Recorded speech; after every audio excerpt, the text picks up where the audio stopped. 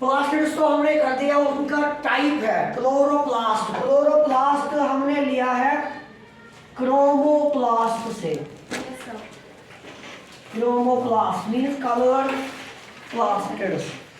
तो सबसे पहला पॉइंट हम बात करेंगे क्लोरोप्लास्ट को डिस्कवर किसने किया। हम लिखेंगे discovered by Leeuwenhoek, Anton von Leeuwenhoek. Anton von Leeuwenhoek ने इसको डिस्कवर किया। लेकिन जो क्लोरोप्लास्ट टर्म है इसको किसी और साइंटिस्ट ने दिया। The term chloroplast was given by स्किम्पर। उसका नाम था स्किम्पर। ये होगी बात डिस्कवरी की। तीसरा पॉइंट, एक और चीज बताएंगे हम, क्लोरोप्लास्ट एनिमल सेल में नहीं है, याद रखो। Chloroplast are found only chloroplast are found only in plants. तो लिखेंगे हम chloroplasts are found only in plant cells. ये जरूरी याद रखना है। Yes sir. चौथा पॉइंट, मैंने बोला कि सबसे लार्जेस्ट सेल ऑर्गेनिज्म क्लोरोप्लास्ट है। Largest cell organism is chloroplast. Fifth point, इसी क्लोरोप्लास्ट को किचन ऑफ द सेल भी कहते हैं। किचन ऑफ द सेल यानी कि जो भी प्लांट बनाता है अपने लिए फोटोसिंथेसिस करता है। फोटोसिंथेसिस का मतलब गजा बनाना, फूड बनता है इसी क्लोरोप्लास्ट में। और क्लोरोप्लास्ट के अंदर क्या चीज होती है जिससे फूड बनती है वो अभी बताएंगे। तो डिस्कवर बाय लेवनहॉक, इस टर्म को दिया स्किम्पर ने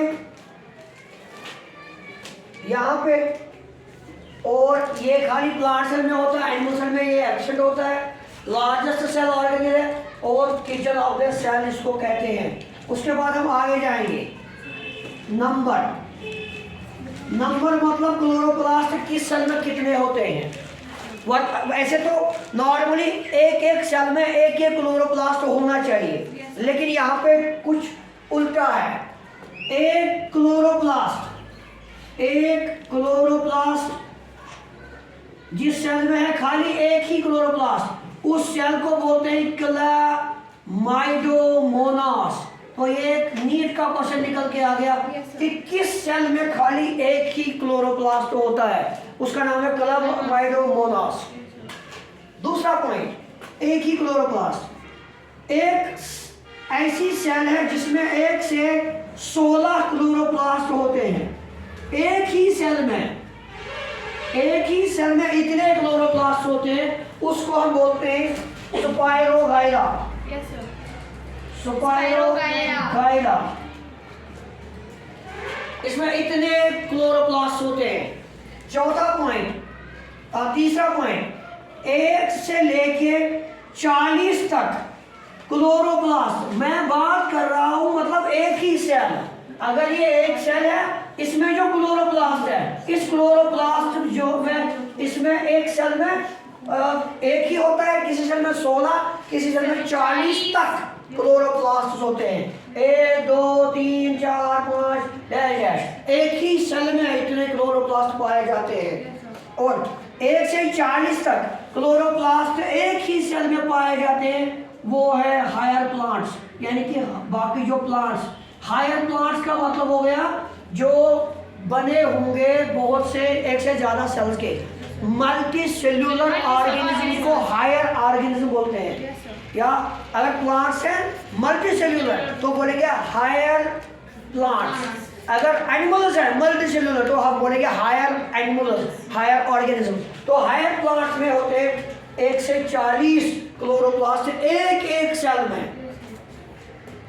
तो इसके बाद एक ही सेल में 500 क्लोरोप्लास्ट पाए जाते हैं। एक ही सेल में 500 क्लोरोप्लास्ट पाए जाते हैं। उस सेल का नाम है कारा, CHARA। तो ये होगी बात नंबर की, ये होगी बात नंबर की। अब हम आगे जाएंगे, बात होगी शेप की।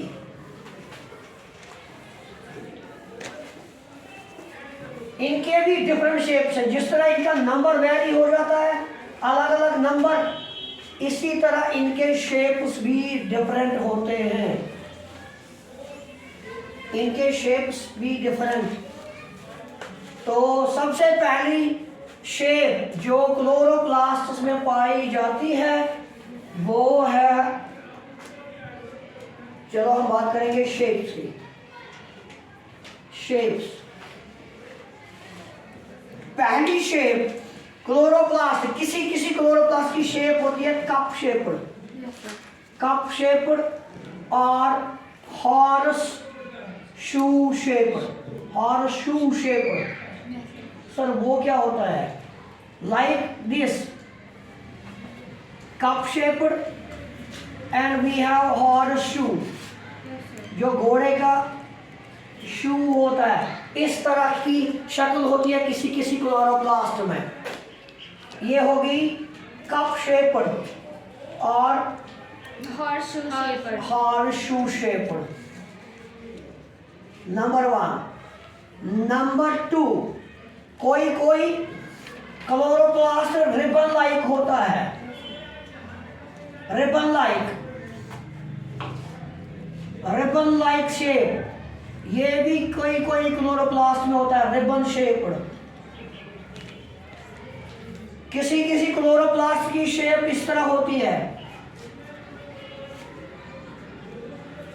Balance shaped, girdle shaped. Girdle जैसे हम बेल्ट पहनते हैं, बेल्ट शेप्ड, उसी को बोलते हैं हम गर्डल शेप्ड। तो ये लिख लूं मैं, गर्डल शेप्ड। शेप भी इनके डिफरेंट है। और सबसे ज्यादा कॉमन शेप इनमें होती है ओवल शेप। तो ये वाली शेप इनमें ज्यादा होती है। तो अब इसी शेप को हम एक स्ट्रक्चर को लेंगे हम, और उसके अंदर क्या होता है अब हम स्ट्रक्चर को डिस्कस करेंगे। और हमें आपको बताया हुआ है कि क्लोरोप्लास्ट क्या करेगा। फोटोसिंथेसिस इसी क्लोरोप्लास्ट से होती है, क्योंकि इसके अंदर क्लोरोफिल होते हैं, पिगमेंट्स। चलो let us discuss the structure of chloroplast. बेटा इस तरह का शेप होता है क्लोरोप्लास्ट का, और ओवल शेप सबसे कॉमन है। नंबर 1, जो क्लोरोप्लास्ट होता है इसके 2 मेम्ब्रेन होते हैं। It is double membranous structure. Double membranous structure. It is double membranous structure. तो हम क्या लिखेंगे? हम यहाँ लिखेंगे outer membrane. Outer membrane, और इसको लिखेंगे inner membrane.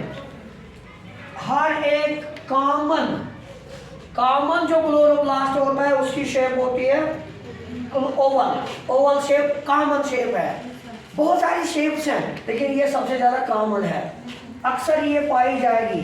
और तो पहला पॉइंट स्ट्रक्चर में लिखेंगे हम, क्लोरोप्लास्ट जो है डबल मेम्ब्रेनस स्ट्रक्चर।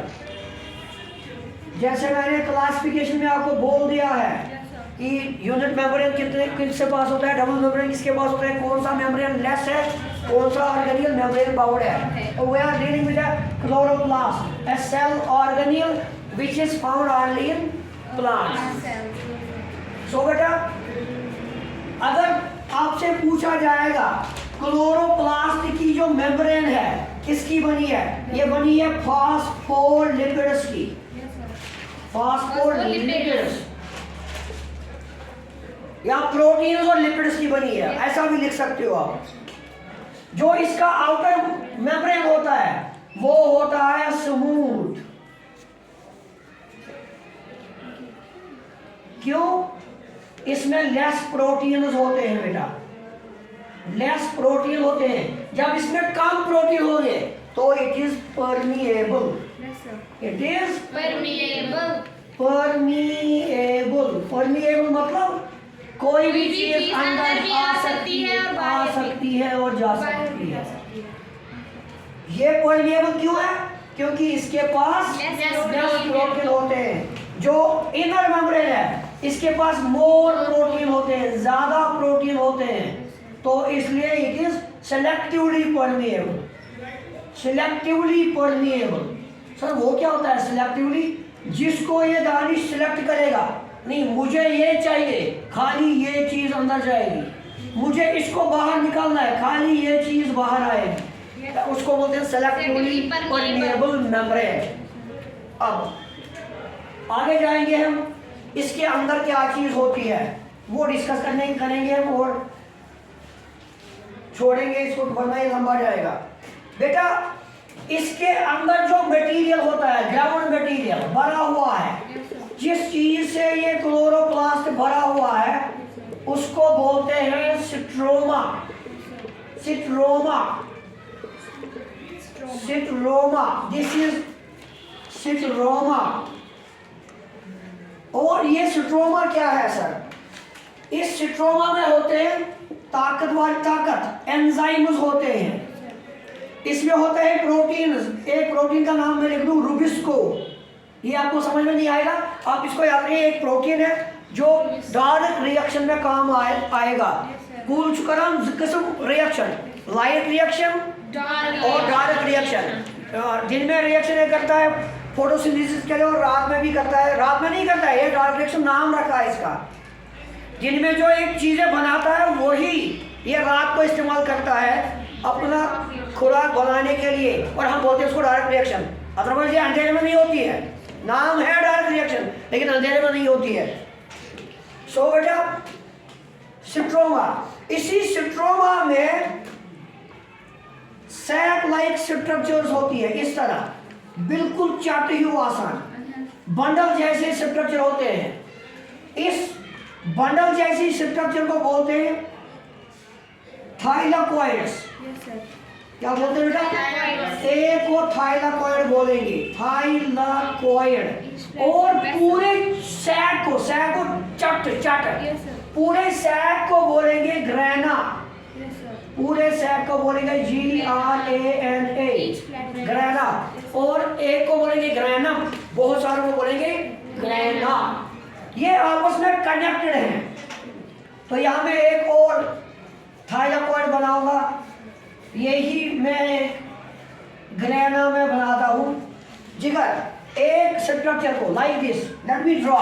जिगर ये हो गया आपका एक थाइलाकोइड जो मैंने यहाँ पे बेटा बना लिया, ये यहाँ पे मैंने ड्रॉ किया, इसको बोलते हैं थाइलाकोइड। और यही थाइलाकोइड मिलके बनाते हैं ग्रेना, ग्रेना। क्लियर? यही होते हैं बहुत सारे इस सिट्रोमा में। और अगर बोला जाएगा आपसे फोटोसिंथेसिस की लाइट रिएक्शन जो है, light reaction is completed in grana, लिखो आप लाइट रिएक्शन, बाद में आपको अगली क्लास में समझ आएगा। ये is completed in grana, grana part of chloroplast, part of the chloroplast. और बेटा जो डायरेक्ट रिएक्शन है, डायरेक्ट रिएक्शन इस सिट्रोमा में होती है। Direct reaction is completed in stroma, direct reaction is completed in stroma. एक पॉइंट नंबर 1। नंबर 2 बेटा जो क्लोरोफिल होता है, ग्रीन पिगमेंट, सर वो होता कहाँ पे है? वो इसी थाइलाकोइड की मेम्ब्रेन पे होता है। वाह वाह सर, अब पता चला तो कैसे, पहले हमें लीफ को लेना है, लीफ को पढ़ना है, माइक्रोस्कोप के अंदर लेना है, उसके बाद लीफ में सेल को पढ़ना है, सेल के अंदर क्लोरोप्लास्ट को पढ़ना है, क्लोरोप्लास्ट के अंदर थाइलाकोइड को पढ़ना है, थाइलाकोइड के अंदर क्लोरोफिल निकल के आएगी। तो क्लोरोफिल कहाँ पे है? और क्लोरोफिल बहुत सारे होते हैं, इनको बोलते हैं chlorophyll A, B, xanthophyll, carotenoids, बहुत सारे टाइप्स होते हैं क्लोरोफिल के। तो बेटा इतना याद रखेंगे आप, क्लोरोप्लास्ट जो है किचन ऑफ सेल है, क्योंकि फोटोसिंथेसिस जो प्लांट करता है वो इसी में होती है, फोटोसिंथेसिस क्लोरोप्लास्ट में होती है। और अलग अलग दो स्टेप होते हैं फोटोसिंथेसिस के, light reaction and dark. Light reaction होती है ग्रैना में, और डार्क जो डार्क रिएक्शन होती है वो है स्ट्रोमा में होती है। क्लियर? और एक चीज लास्ट में डिस्कस करना चाहूंगा, ये वो सेल ऑर्गेनेल है जिसका अपना डीएनए होता है, माइंड इट, इसका अपना डीएनए होता है। तो आपसे क्वेश्चन पूछा जाएगा कौन सा ऑर्गेनेल है जिसका अपना डीएनए होता है? Genetic material, deoxyribose nucleic acid. अपना डीएनए होने की वजह से ये अपने लिए बहुत सारी चीजें बनाता है, और इसलिए इसको बोलते हैं सेमी ऑटोनॉमस, सेमी ऑटोनॉमस बोलते हैं इसको, क्योंकि इसके पास बहुत सारी चीजें खुद की हैं। तो बेटा I think it is enough for today, ये लंबा जाएगा। नेक्स्ट वीडियो में इसका डिटेल स्ट्रक्चर होगा क्लोरोफिल का। Thank you.